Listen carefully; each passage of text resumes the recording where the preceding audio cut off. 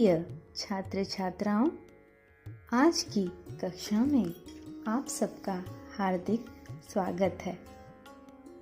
आज की कक्षा में हम एक सुंदर कविता का अध्ययन करेंगे जिसका नाम है चांद का झिंगोला।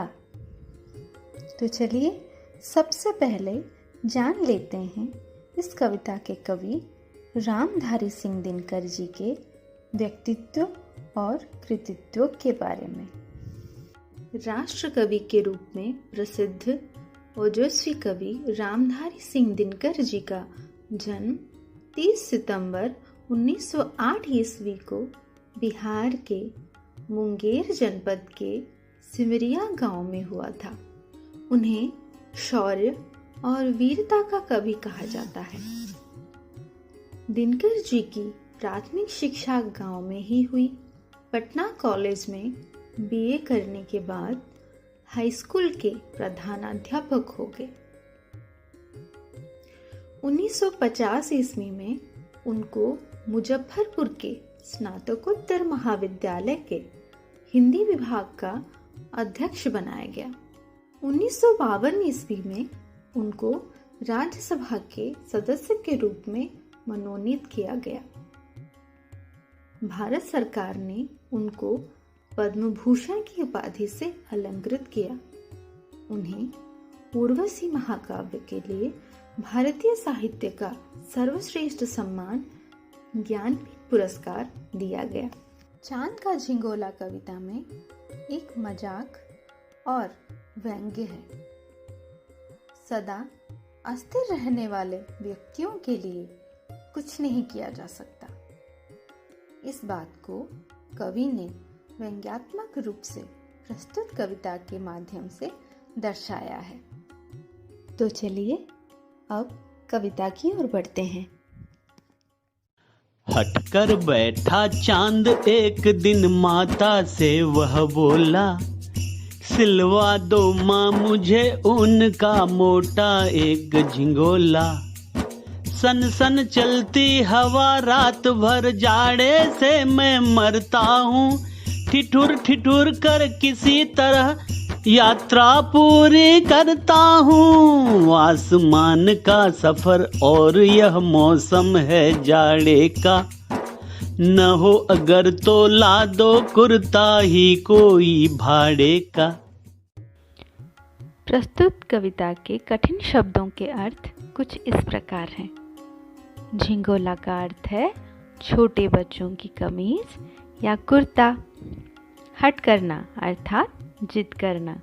ऊन माने भीड़ बकरी आदि के रोएं। सन सन अर्थात हवा के बहने का शब्द। आसमान अर्थात आकाश। सफर अर्थात यात्रा। मौसम का अर्थ है ऋतु।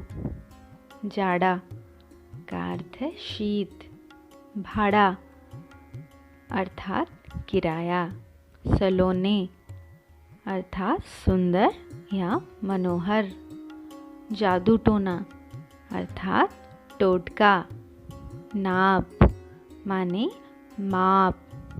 किस रोज का अर्थ है किस दिन। बदन अर्थात शरीर।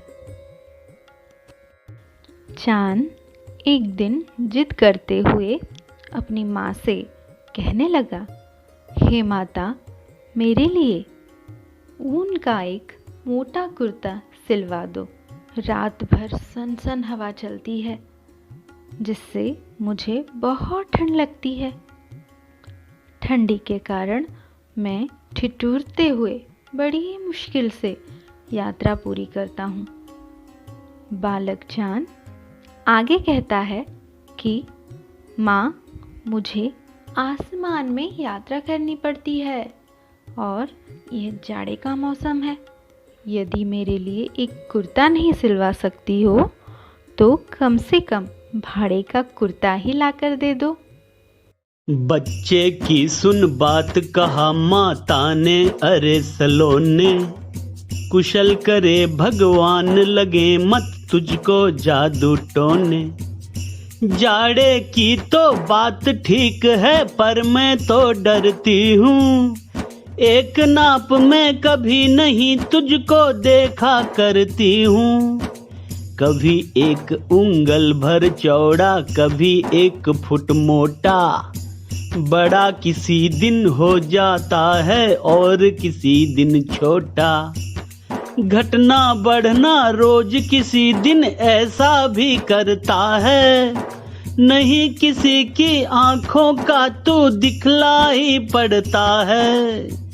अब तू ही यह बता, नाप तेरी किस रोज लिवाएं।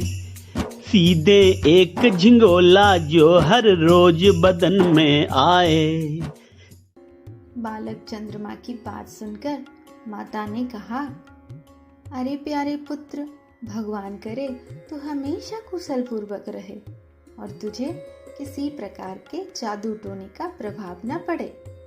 तुझे सर्दी के कारण ज्यादा ठंड लगने की बात तो ठीक है, परंतु मुझे डर इस बात की है कि मैं कभी तुझे एक नाप में नहीं देख पाती हूँ। तेरा आकार हमेशा बदलता रहता है।